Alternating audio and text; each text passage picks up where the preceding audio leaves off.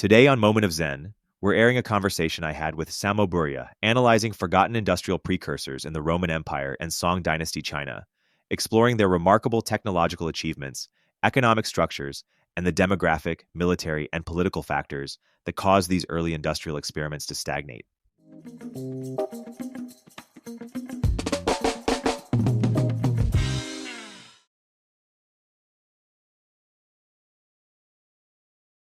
The failed industrial revolutions, the ones we don't hear as much about, where should we start? I think that one of the biggest events of the last 500 years has definitely been the massive expansion of our technological capabilities and the massive expansion of wealth we have seen in the aftermath of the Industrial Revolution. Itself, like a pretty complicated process with many steps. There's been lots of historians who have worked diligently to try to bring together the relevant factors that enabled something like it, right? Some credit primarily the steam engine. Others posit that it's, closer to the late 19th century that we truly see industrial transformation of society and so on. But there is a deeper prehistory to this, right? Hellenistic era of Greek history. And interestingly enough, human history has not been a constant line of improvement of 1% greater GDP every year for 5,000 years. You can tell that that's not the case because it would have gone exponential long, long ago. And instead you have a history where societies end up getting richer and then they get poorer and then they get richer. And at the very best, maybe the trend line leans towards abundance and crosses some seeming threshold where we apparently have become a vastly wealthier civilization than any previous civilization. And, whenever you see one of those charts of like a smooth curve of population growth or a smooth curve of economic growth, almost always false when you look into the empirical data. It's basically like just interpolating data points into the past that we usually don't even have or have been misinterpreted. To give an example, a laborer could actually receive much greater wages of grain for a day of unskilled labor in ancient Sumeria than they could in Athens and that they could in 11th century England. So really, of course, there's some things you can buy in 11th century England that you cannot buy as a Sumerian like field worker.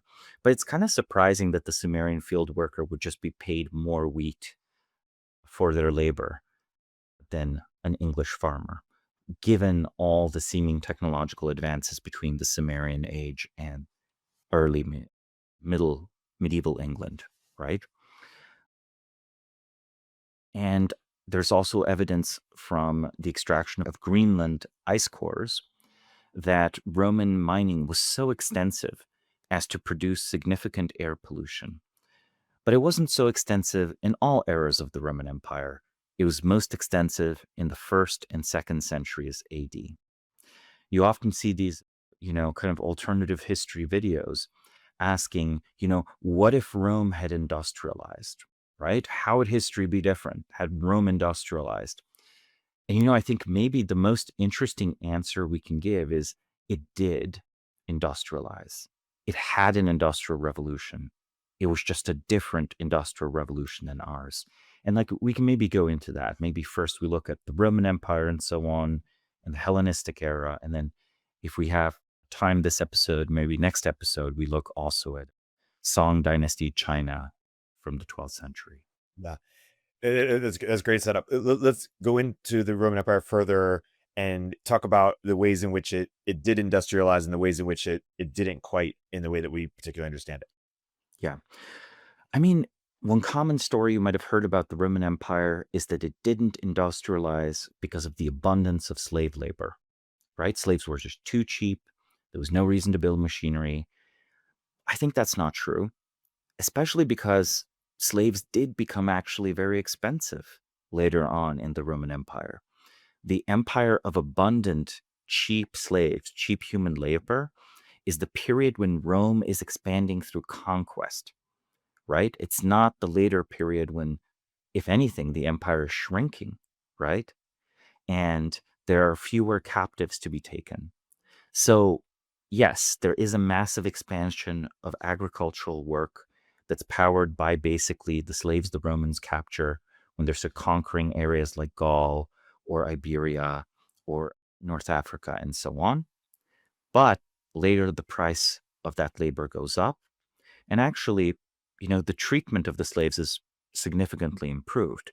Roman slavery is not directly comparable to, say, the experience in the New World of like early American or slavery or in Brazil or so on. You might be paid wages for your labor.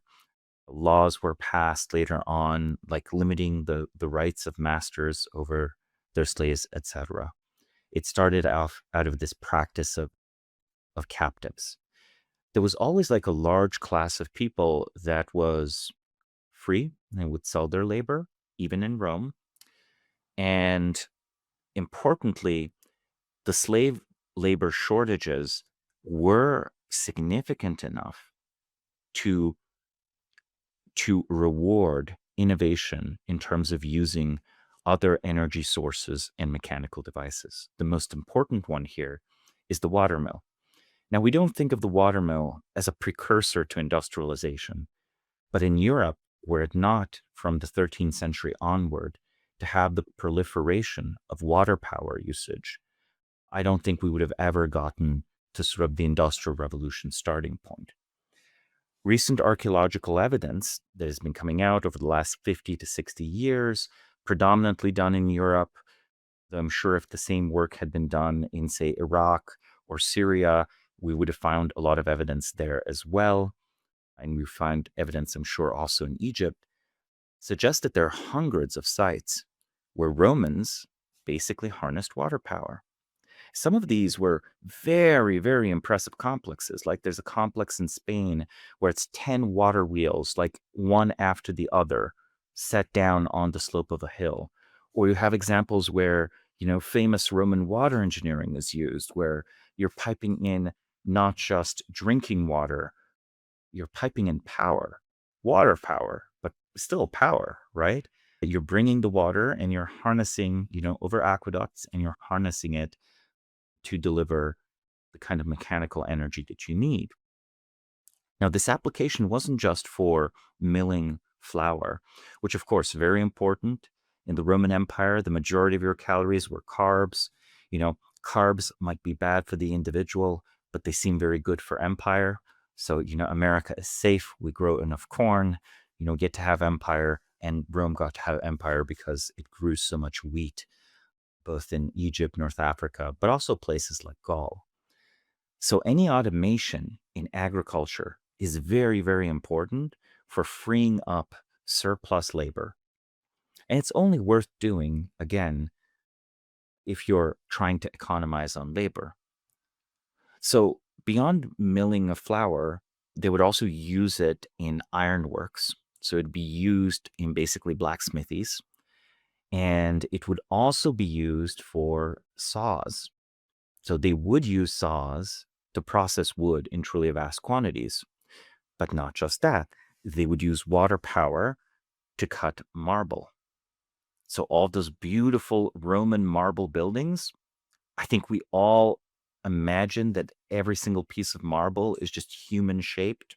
Again, a poor, unfortunate soul chained, probably watched over by, like very red legionary in the classic Hollywood attire. And I'm sure that a lot of that happened. But it's also the case that those marble blocks were probably pre-cut by water power in many cases, and were probably shipped all over the Mediterranean. So, today you might have something like Monument Labs in San Francisco, where you first have like a robot chisel out the outline of a statue, and then a human craftsman finishes the last few touches. I think we actually saw a lot of that with the basic building blocks of the Roman Empire. So when Caesar Augustus bragged that when he found Rome a city of brick and left it a city of marble, a lot of that marble was probably cut at these water saws, water-powered marble saws. Now, note that's a quite significant technical accomplishment because you need a saw that's, basically good enough to cut through rock, right? Like, marble is relatively soft, but it's still a quite durable material. And you have to also make sure that it doesn't overheat, et cetera, et cetera. The mechanics of it have to be quite robust. It's, again, not very trivial to turn sort of the circular motion of a water wheel into like this kind of horizontal motion of a saw. So that demonstrates like a significant technical capability. In fact, there's a man buried in a small mausoleum in Asia Minor that features mechanical wheels and water wheels in his small mausoleum. So this was probably a Greek, though he has a Latinized name. It's from the era of the Roman Empire, and he was clearly very proud of being a mechanic, of having worked on these ubiquitous machines. So I think it's very clear that despite this other stereotype, which we often apply to the classical era, I think we conflate classical Athenian society with Republican Rome, with Imperial Rome. It seems by the Imperial period, while I'm sure that, the nobles didn't think very highly of mechanical devices, there was a well-paid class of very skilled craftsmen who would use their mechanical knowledge, not just in this context of like keeping the water mills milling flour and like hammers hitting iron that is produced in truly massive quantities, but also in cutting marble, cutting wood. They were probably also quite well compensated because they were working on military engines. Like Rome has a lot of these engineering manuals related to siegecraft, to construction. So you might think that this is sort of the only main application of water power. I very much encourage listeners to check out a site in modern day Spain. It's a UNESCO site. It's called Las Medulas. Like I said, it's a UNESCO World Heritage Site today. It is in modern Spain. It was a massive Roman silver mine. Las Medulas looks like a lunar landscape. It looks like this kind of like open air mine where the Romans just rebuilt the landscape, much as you might see in Appalachia. When you have those hills where it feels like the hill is like cratered up, or that the top has been cut off. This silver mine looks exactly the same. Now, they didn't do this with gunpowder, but they probably used water in a pretty direct way. You could catastrophically flood areas to quickly strip all the soil off of it. Like if you could redirect basically an artificial river to do so. And not just that, again, you could use water power to power various mechanical devices that helped in this process. I don't want to necessarily exaggerate the flexibility of water power. Ultimately, it does have a great disadvantage compared to the steam engine. And, this disadvantage tends to be just, you can't put it anywhere you want. It has to be near a river. But on the other hand, most cities of ancient Europe are near rivers. And, water is like fairly plentiful in a lot of these places. And in the places where it's not plentiful, well, the Euphrates, the Tigris, the Nile River, those are basically the only inhabited parts of relatively desertified areas anyway. So in a way, water power was exactly where it was needed. And there is circumstantial evidence that it might have been used in other forms of mass production. Now, I've talked now about the powering of it, right? Many people, for example, don't know that among the fuels used by the Romans, coal was actually among the fuels, as with thatch. Roman houses in England were heated with coal. So even things like digging up coal, these are not novel concepts. Now, I don't think that they ever scaled the steam engines they did have to industrial production. But listeners might be surprised to learn of a Heron's steam engine. Heron of Alexandria created basically a simple steam engine as a science experiment You might sometimes hear it described as a toy or a curiosity, but in the original text, Heron is very insistent that this is, a device that demonstrates the principle that heat is a form of motion, and doing so by heating up a brass sphere that has two jet nozzles on each side. As the water inside the sphere boils, the sphere starts rotating faster and faster, and you can use this rotating motion to power various like fun and interesting automation, right? Like one example is an automatic mechanism to open a door to a shrine. If you give a donation to the shrine and then the shrine doors open, the god is revealed, you carry out whatever ritual you have, and then the doors close. So stuff like that, right? Or curiosities like machines where people would make basically an automaton that was, shaped like a woman, and that would, depending on what setting you pressed, you put a cup in one of her hands, and then she would pour either water or wine to measure, right? And would mix your water and wine at whatever setting you put it in. So really, a lot of mechanical and technical sophistication exists. Water power is used widely. Conceptually, using fuel like coal or wood to produce mechanical effects is understood to be possible. And then you might ask, well, what is the scale of production? I already talked a little bit about the scale of like metal production, right? Like just mining at a truly astounding scale, the kind of scale where, you end up remaking entire mountains, and where you leave enough of a footprint of lead pollution in the atmosphere that in distant Greenland, the little bubbles of air trapped in the ice actually show elevated levels that would not be matched until our own era, until the 19th century. Hey, we'll continue our interview in a moment after a word from our sponsors. What does the future hold for business? Ask 9 experts and you'll get 10 answers. It's a bull market. It's a bear market. Rates will rise or fall. Can someone invent a crystal ball?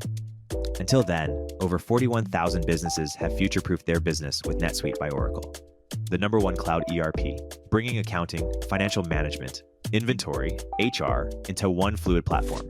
With one unified business management suite, there's one source of truth, giving you the visibility and control you need to make quick decisions. With real-time insights and forecasting, you're peering into the future with actionable data. When you're closing the books in days and not weeks, you're spending less time looking backwards and more time on what's next. If I had needed this product, it's what I'd use. Whether your company is earning millions or even hundreds of millions, NetSuite helps you respond to immediate challenges and seize your biggest opportunities. Speaking of opportunity, download the CFO's Guide to AI and Machine Learning at netsuite.com/zen. The guide is free to you at netsuite.com/zen.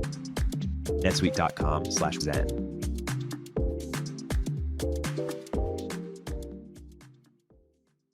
So it's a new year, 2025. And one of the recurring questions I've already been receiving is, should I start my own business? Can I do it all on my own? Now more than ever, my answer is a resounding yes. With tools like today's sponsor, Shopify. It's never been easier to start pursuing your dreams. Shopify makes it simple to create your brand, open for business, and get your first sale. No coding or design skills required. They also help with the details like shipping, taxes, payments, and have social media tools that connect all your channels and create shoppable posts, allowing you to focus on the important stuff, like growing your business. What happens if you don't act now? Will you regret it? What if someone beats you to the idea? Don't kick yourself when you hear this again in a year because you didn't do anything now. Established in 2025 has a nice ring to it, doesn't it? Sign up for your $1 per month trial period at shopify.com/momentofzen, all lowercase. Go to shopify.com/momentofzen to start selling with Shopify today. Shopify.com/momentofzen.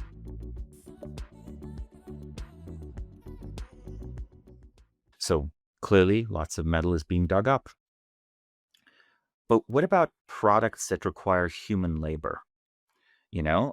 There's a hill in Rome that is an artificial hill. When people talk often that Isn't it sad that, the ancients like left us the pyramids and the Colosseum, and we're only going to leave the future these giant trash dumps, which we've like buried with all our plastics and all our waste? Actually, the Romans left us this too. There is a hill known as Monte in Rome. It is an artificial mound, and it is composed exclusively of fragments of broken ancient Roman pottery. This is from discarded amphora, and they dated these, and it turned out they're from the period of the Roman Empire.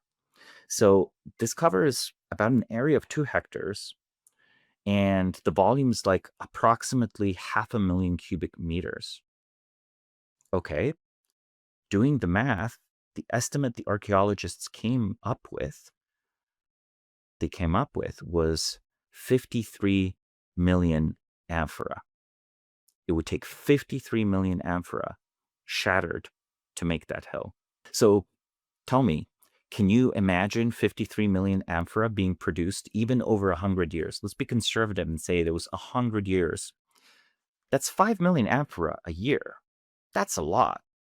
That's the equivalent of like, almost a modern American consumer lifestyle. I bet if we put together all the aluminum cans that I've used or you've used through the course of the year, drinking, fizzy water or Diet Coke or whatever, I'm sure we get to an impressive number. But that's not a number that mere craftsmen produce, right? They were mass producing pottery. And we have records of this. They would build these giant kilns where they would like put all the pottery in around a big fire because the economies of scale are best there. And they would make amphora on a truly industrial scale. They would make glassware on a truly industrial scale.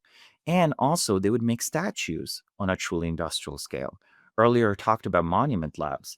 Well, maybe we're reinventing some Roman technology here as well by thinking more industrially about our statues.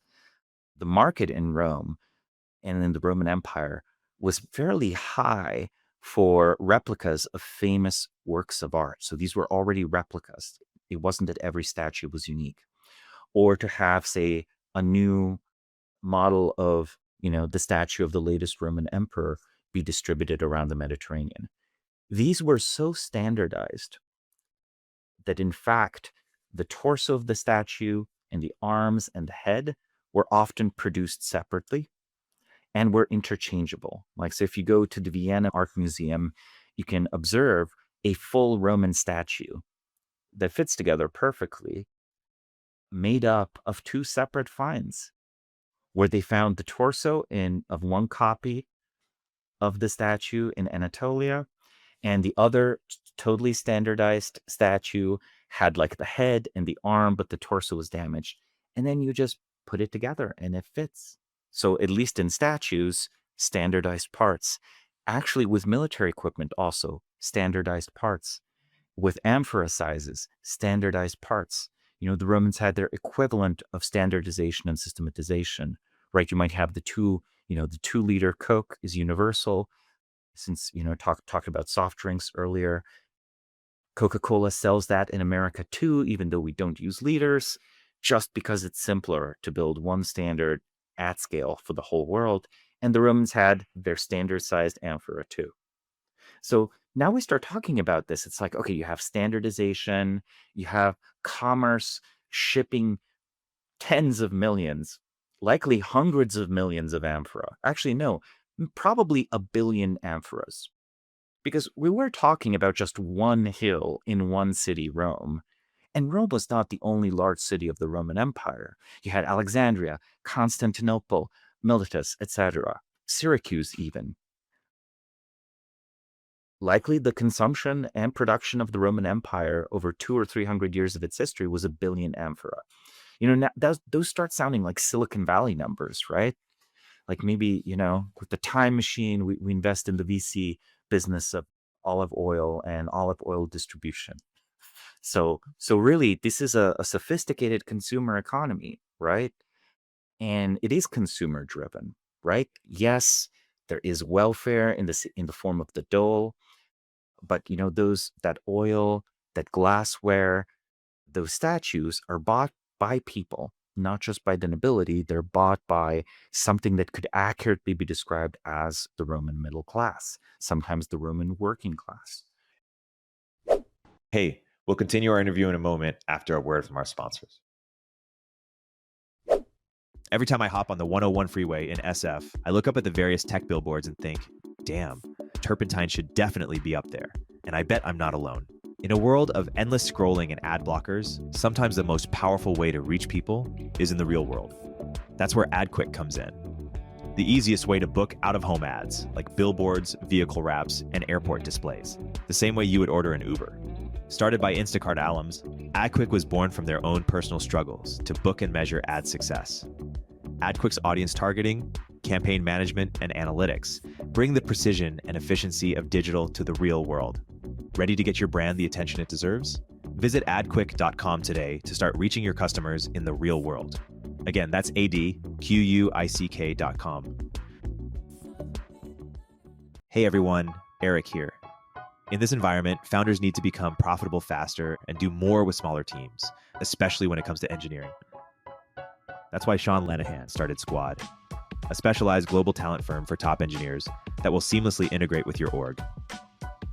Sqaud offers rigorously vetted top 1% talent that will actually work hard for you every day. Their engineers work in your time zone, follow your processes, and use your tools. Sqaud has front-end engineers excelling in TypeScript, React, and Next.js ready to onboard to your team today. For backend, Sqaud engineers are experts at Node.js, Python, Java, and a range of other languages and frameworks. While it may cost more than the freelancer on Upwork, billing you for 40 hours, but working only 2, Sqaud offers premium quality at a fraction of the typical cost, without the headache of assessing for skills and culture fit. Sqaud takes care of sourcing, legal compliance, and local HR for global talent. Increase your velocity without amping up burn. Visit choosesqaud.com and mention turpentine to skip the waitlist. And so why do you feel like this era is underappreciated or underrated, or why don't we consider it, sort of as significant as perhaps it should be? I think 2 reasons. I think that, one, it is kind of concerning that a society could be well on the trajectory of industrialization, and then something interrupts that. So we prefer to pretend this is not industrialization, and that the economy of the Roman Empire around 100 AD is no more sophisticated than the economy of like a peasant Roman republic 300 BC. Could you imagine future historians making the same mistake? Imagine them talking about, well, America was like, essentially an agricultural slavery based society, they exported cotton. And, this explains why in the early 21st century, they were overtaken by China. Like that makes absolutely no sense. But that's the level of granularity that we talk about when you talk about Rome. We pretend it's not 1,000 years of development. Okay, the Roman Empire experienced true progress within the bounds of the existence of that civilization. But it was within the bounds, and only a small fraction of that progress, materially almost none of it, technologically some of it, and culturally a lot of it, got transmitted outside of that civilization. And, I think we don't want to consider the possibility that we are just like that we are also a fragile civilization. Look, maybe coal is not enough for escape velocity. Maybe it'll turn out that like in 4 or 5 years, we hit the energy constraints on AI. AI is not good enough, but at the same time, we're aging really badly, et cetera, et cetera. I could tell a pessimistic story where we actually regress from AI. And then future civilizations like talk about us and they say, oh, they discovered primitive computers and, they even got something that could be described as a proto-neural net.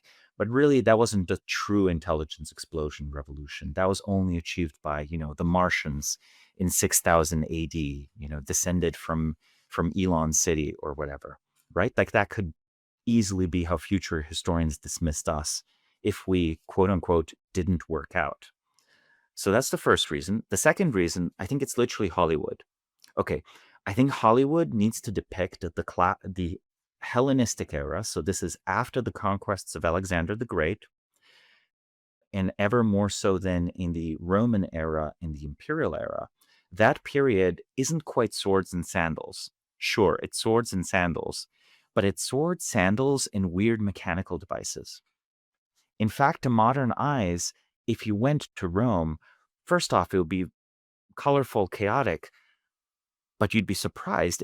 It would feel almost a little bit steampunk, right? You would have firemen carrying water pumps and then pumping water through like fire hoses to put out fire, right? You would have machines that are portable that I can hold in my hand and manually like spin something, and I can calculate the position of the stars, either for an astrology chart or for navigating my ship. I'm referencing here the Antikythera mechanism. You would have machines that to some extent keep time. You would have automated, like hammers. You would have iron production in truly vast quantities built at scale, and you would have, to some extent, probably very sophisticated chemistry in use in metallurgy and in use in artifacts like the Lycurgus cup. I might have mentioned the Lycurgus cup here before, but I'll just describe it again for the listeners. It is a dichromic cup, which means that depending on how you light this glass cup, it either is green or red. And that's achieved through a precise mix of gold and silver particles ground to a nanometer level mixed into the glass. And the glass it's called the Lycurgus cup because it has the mythical founder of Sparta on it. And he's being attacked, I think, by vines at the directive of the god Pan because he tried to outlaw wine, and you have the guy being strangled by vines on the cup that you're probably drinking wine out of. It's like a fun meme. So we only have one of these, but the very fact that we have it and that it's from the 4th century AD, so very close to what's usually considered the end of the Roman Empire, 476 AD, the fact that we have a glass cup of this type means there were thousands of these made. I would maybe buy that a golden cup is treasured and not melted down if it's super valuable. Glass breaks. We were very lucky to get one. Had someone been a little bit clumsy in a monastery in the 16th century or whatever, poof, we would have lost that. It would have just literally swept it away. And, maybe we'd find some weird glass fragments, but probably not even that. Who's going to look for some glass fragments? So there were probably thousands of these cups made, and they were being made in an era of the Roman Empire where the economy was already decaying, where a lot of the barbarian invasions had happened, and so on. Still, though, this world, it's like, can you imagine the Rome or the Alexandria of mechanical devices? It was steampunk. We don't even have the exact right word, but aesthetically, it would feel steampunk because of gears and things around you, right? Various devices and so on. I think it might, I don't know, it might feel a little bit like a 17th or 18th century, but just without the gunpowder, right? It would probably feel much more like that than it would like, say, ancient Egypt or even classical Greece. Because all of these were recent and intense transformations. There had never before been a Greek city as large as Alexandria. They'd never before built truly giant bronze statues such as the Colossus of Rhodes. Something happened after the Industrial Revolution, right? It was like, the Colossus of Rhodes is in size comparable to the modern Statue of Liberty. No matter, how rich a trade or merchant power you are, the sheer cost of metalworking had to be much lower for you to make that statue. And for Alexandria, well, that was where the Lycurgus cup was almost certainly made. And that's where a lot of the amphora were made that we talked about earlier. A massive population center with people from the entire Mediterranean world gathering there. So not just the Egyptians, but the Greeks, Jews, etc. Honestly, probably the best analogy would be it was the New York City of the ancient Mediterranean. So it was a globalized world, a small world, but globalized in the sense that you could have trade from England, Syria, the Black Sea, silk from China, spices from the Indian Ocean. This was a very developed trade network with a lot of interdependencies. And I think Alexandria was probably essentially a productive city. It wasn't just, it was a city that not only was a center of import and export, but was a center of production. So this actually brings me to a third reason that I think we have neglected the economics, the positive and productive economics of ancient cities. It is the case that in the middle of the 20th century, most historians, especially historians in the archaeological community, were just Marxists. So the idea was that you kind of were trying to prove that the city was parasitical on the countryside. So they loved thinking about just Rome as the city that taxes the entire Mediterranean, but they didn't pay enough attention to cities like Alexandria, which are not just political centers, but centers of production. And they also didn't want to upset, the sort of original Karl Marx thesis of like slave societies, followed by feudalism, followed by capitalism, right? The capitalistic or free markety elements of the ancient Roman economy, that throws a lot of wrenches in that, in that model. And I don't want to exaggerate it. There are obviously like several differences, but there were entities that had like legal standing on their own, right? You had Roman corporations and Roman guilds that, had this something, I wouldn't quite say corporate personhood, but definitely it was possible for organizations to pull together resources and organize them in a way that's more sophisticated than, oh, okay, this is my personal property and that's all there is to it. So, I think that again, the Roman Empire would have happily made use of James Watt's steam engine if and only if they had had a reason to dig a lot of coal. Because let's remember, James Watt's steam engine, when it was invented, was not even the first steam engine, really. It was just the first one that could economically pump water out of a coal mine.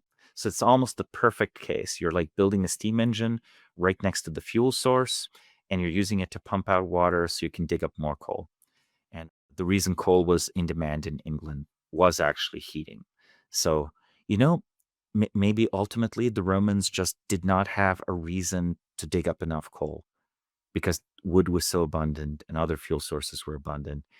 But, had you given them a century or two more, had population densities increased, especially in the colder parts of the Roman Empire, I think you might have seen a pretty direct application of steam engines.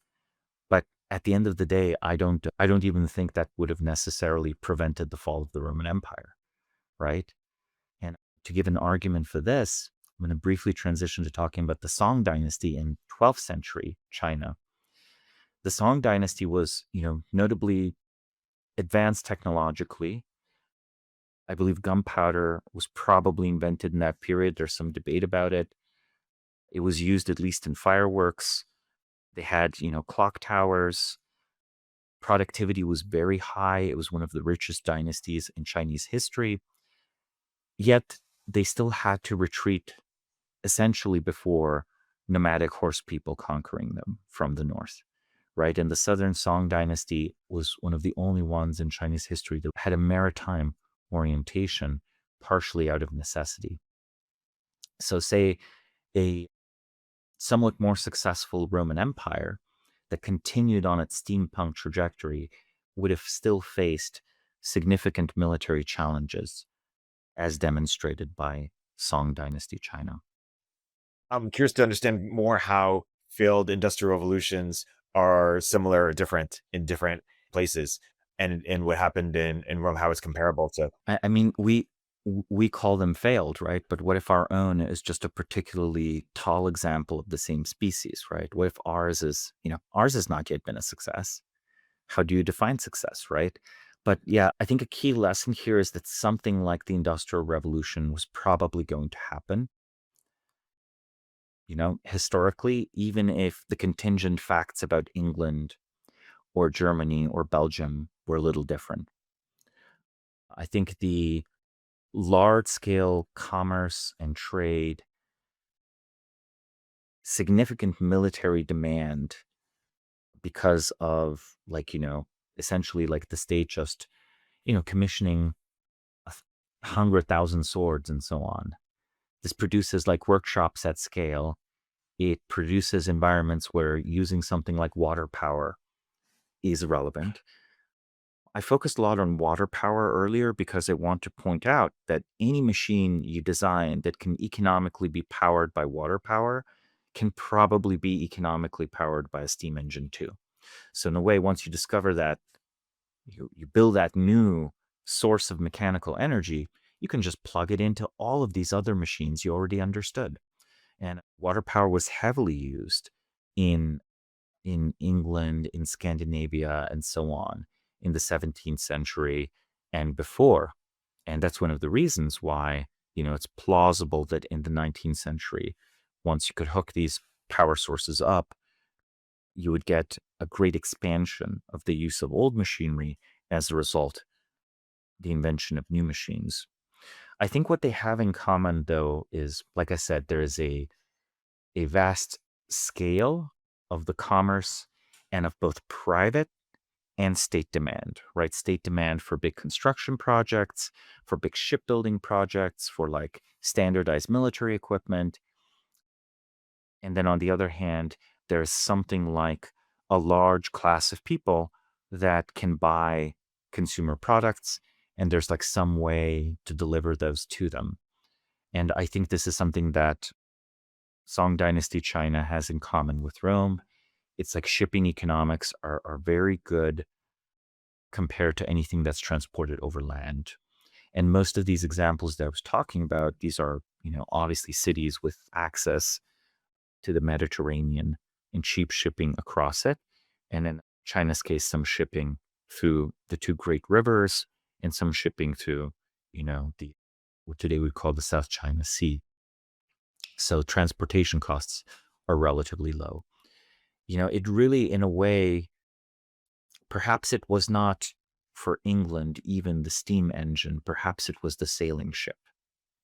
Because you could get wool, getting wool from New Zealand, or silver from Argentina, or let's say cotton from the American South or from Egypt. Getting all of these raw materials or like somewhat processed resources from the cheapest part of the world's land masses where it is the cheapest place to produce them, that bringing those together in a single location is, I think, a prerequisite for industrialization. So I do think something like large scale shipping over water is perhaps a much more important prerequisite for an industrial revolution. And it's in common with all of these industrial revolutions. And I think what stops it basically is, I think both in the case of Rome and China, and if that were to happen to us as well, there is a saturation point reached where you basically have no concrete reason to further expand production. Like in the case of Rome, population did literally begin to decline. So there was no reason to really start using much more coal or expand production further. Like industry grew to meet the needs of society. And then for a variety of reasons, society stopped growing, both demographically or geographically. And once those needs are met, the Industrial Revolution stops. So that would be my proposal. Song China, too embattered, could not expand, constant military insecurity. Eventually, basically the machinery saturates demand, and the sort of like flywheel of ever better machinery making the economics ever better slows down and then kind of stops. So in other words, the Industrial Revolution as an S-curve, and then the bigger your civilization is and the smarter it is or the more ambitious it is, the taller the S-curve. So that's what I think it is. It's like, it starts plateauing when the growth of non-technological factors does not keep up with what is necessary to jump to the next level of technology. I think that would be at the most abstract level, it would be something like that.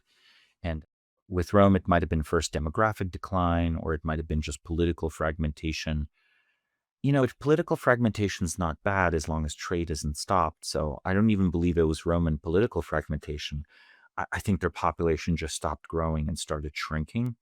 Meanwhile, in China's case, I think they were just militarily defeated by a people that was just really just very interested in taxing them and not that mechanically inclined. Yeah, fascinating.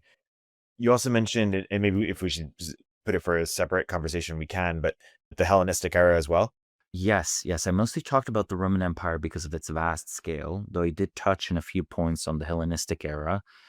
As soon as you hear the word Alexandria, you're in the sort of Hellenistic era. There's the Ptolemaic Egypt, there's the Seleucid Empire, and so on. But perhaps we save details of that, which I think is honestly the birthplace of modern science, that time period specifically, we save that for the next episode. Yeah. So should we wrap on that then? Or is there anything else around the topics that we discussed today that... I think that's a good spot to wrap. Awesome. Well, some of this is a fascinating topic that we don't pay enough attention to, sort of the quote unquote failed industrial revolutions, or the revolutions that we don't call revolutions. As always, a great conversation, and excited for more soon. Yes. Thank you.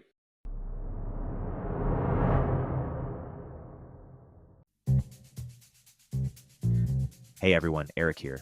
At Turpentine, we're building the first media outlet for tech people by tech people. We're the network behind the show you're listening to right now. We have a slate of hit shows across a range of topics and industries, from our AI and investing cluster of podcasts to shows that drive the conversation in tech with the most interesting thinkers, founders, investors, and influencers, like Econ 102 with Noah Smith. We're launching new shows every week, and we're looking for industry-leading sponsors.